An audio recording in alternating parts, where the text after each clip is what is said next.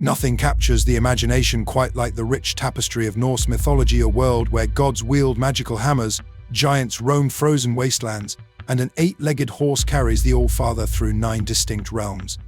If you've ever been curious about Thor beyond his Marvel incarnation, or wondered about the authentic legends that inspired Vikings to conquer and explore, you're in the right place. Today we're diving into the frost-bitten, mead-soaked world of Norse mythology, where the stories are as brutal as they are beautiful, and where the end of the world is not just predicted but described in vivid, terrifying detail. What makes Norse mythology particularly fascinating is that it wasn't recorded properly until centuries after most Scandinavians had converted to Christianity. Much of what we know comes from the Prose Edda and Poetic Edda, written down in 13th century Iceland by Snorri Sturluson, a Christian scholar attempting to preserve the poetic traditions of his ancestors.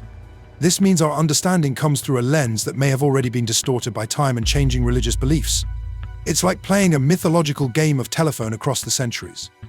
Let's start with the Norse cosmology, the framework that houses these incredible stories. Unlike the Abrahamic religions with heaven above and hell below, the Norse universe is structured horizontally, with 9 interconnected worlds held together by Yggdrasil, a massive cosmic ash tree. At the center lies Midgard, the realm of humans, surrounded by Asgard, home of the Aesir gods, Vanaheim, home of the Vanir gods, Jotunheim, land of giants, Alfheim, world of light elves, Svartalfheim, domain of dark elves or dwarves, Helheim, realm of the dead, Niflheim, world of ice and mist, and Muspelheim, realm of fire. This cosmology doesn't just serve as a backdrop, it actively shapes the mythology. The gods must constantly travel between realms, negotiate with their inhabitants, and defend the boundaries between them. Thor, for instance, is frequently described as venturing into Jotunheim to battle giants who threaten Midgard and Asgard. Speaking of gods, let's meet the main players in Norse mythology. Unlike the Olympians or Egyptian deities, Norse gods aren't immortal. They age, they can be wounded, and they know they will eventually die at Ragnarok, the prophesied end of all things. This inherent vulnerability gives Norse mythology a unique poignancy. These are gods with expiration dates. Odin, the All-Father, is the king of the Aesir gods and rules from his throne in Asgard. He sacrificed one of his eyes at Mimir's well to gain wisdom, hung himself from Yggdrasil for 9 days to discover the runes, and is constantly seeking knowledge to postpone Ragnarok. He's attended by 2 ravens, Hugin and Munin, Thought and Memory, who fly throughout the 9 worlds each day and return to whisper all they've seen into his ears. Odin is complex, both wise and foolish, warlike yet diplomatic, generous but often ruthless. Thor, Odin's son, is perhaps the most famous Norse god today. Unlike his Hollywood portrayal, the mythological Thor has red hair and a massive red beard. He's the protector of Midgard and Asgard, wielding his hammer Mjolnir against giants and monsters. While the Marvel Thor is eloquent and princely, the mythological version is more straightforward, a boisterous warrior with a hearty appetite who sometimes solves problems by smashing them with his hammer. He's beloved by common people because he represents strength without the complex scheming of his father. Freya deserves special mention as the most prominent goddess in Norse mythology. A member of the Vanir tribe of gods, she's associated with love, beauty, fertility, gold, and Sidrad, type of magic. She owns a cloak of falcon feathers that allows her to shape-shift, and she rides a chariot pulled by cats. Freya selects half of those who die in battle to join her in her hall, Folkvang. The other half go to Odin's hall, Valhalla. This makes her a powerful death goddess in her own right, not just a love deity. Loki is perhaps the most fascinating character in the Norse pantheon. Neither fully god nor giant, but accepted among the Aesir, Loki is a shapeshifter and trickster whose actions drive many mythological narratives. He's responsible for both helping the gods out of difficult situations and getting them into trouble in the first place. In one myth, he convinces the blind god Hodra to throw a mistletoe dart at his brother Baldra, killing him and triggering a sequence of events leading to Ragnarok. Loki is the father of monsters, the wolf Fenrir, the world serpent Jormungand, and Hel, ruler of the underworld. Now that we understand the cosmology and key players, let's explore some significant myths that showcase the unique aspects of Norse storytelling. One of the most famous is Thor's visit to Utgard or Loki, a giant king. During this visit, Thor and his companions face seemingly simple challenges that turn out to be impossible: drinking from a horn connected to the ocean, lifting a cat that's actually the world serpent, and wrestling an old woman who represents old age itself. This myth illustrates the Norse fondness for riddles, illusions, and the idea that things aren't always what they seem. Another crucial myth involves the death of Baldur, Odin's beloved son. After Baldur has prophetic dreams of his death, his mother Frigg makes everything in the world swear not to harm him except mistletoe, which she overlooks.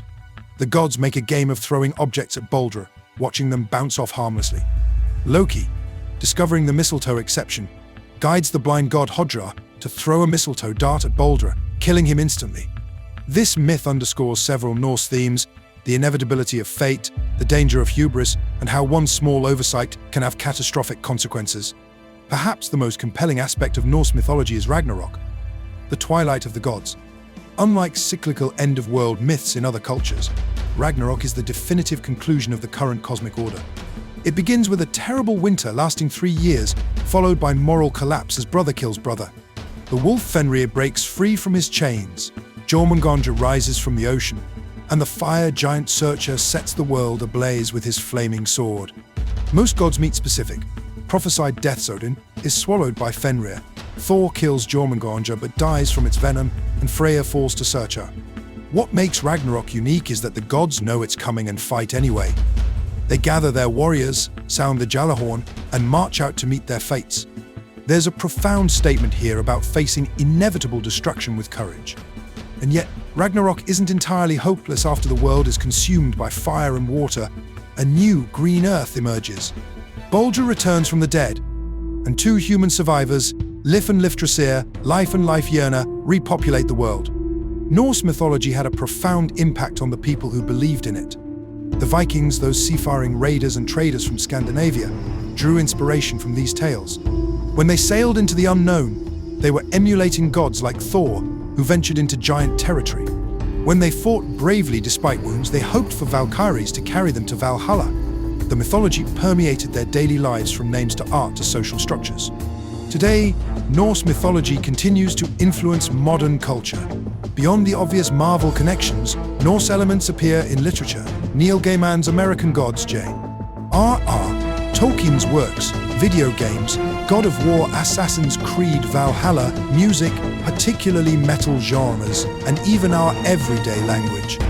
Thursday is Thor's day, and Wednesday comes from Woden's day, Woden being the Anglo-Saxon version of Odin. What makes Norse mythology particularly relevant today is its acknowledgement of cosmic limitations.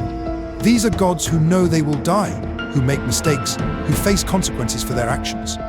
There's something profoundly human about deities who struggle with their flaws and their fate, who throw feasts and tell jokes in the shadow of their approaching doom. If you're interested in exploring Norse mythology further, I'd recommend starting with the Poetic Edda, particularly the Voluspa, the prophecy of the Seeress, which outlines cosmic history from creation to Ragnarok.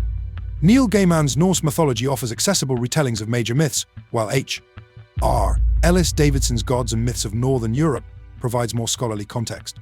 Remember that Norse mythology, like all mythologies, evolved over time and space. Stories told in Iceland might differ from those in Denmark or Norway. The versions we know best were recorded after Christianity had already influenced the culture. Look for the variations in these tales. They reveal how mythology adapts to serve different communities and needs.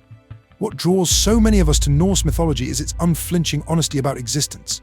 These are stories that acknowledge the harshness of life in the cold north but find beauty, humor, and meaning within that harshness.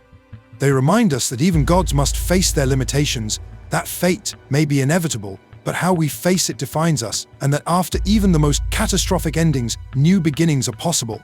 So the next time you hear thunder, perhaps think of red-bearded Thor racing across the sky in his goat-drawn chariot. When you see the northern lights, imagine they might be the gleam of Valkyrie armor as they ride to collect fallen warriors.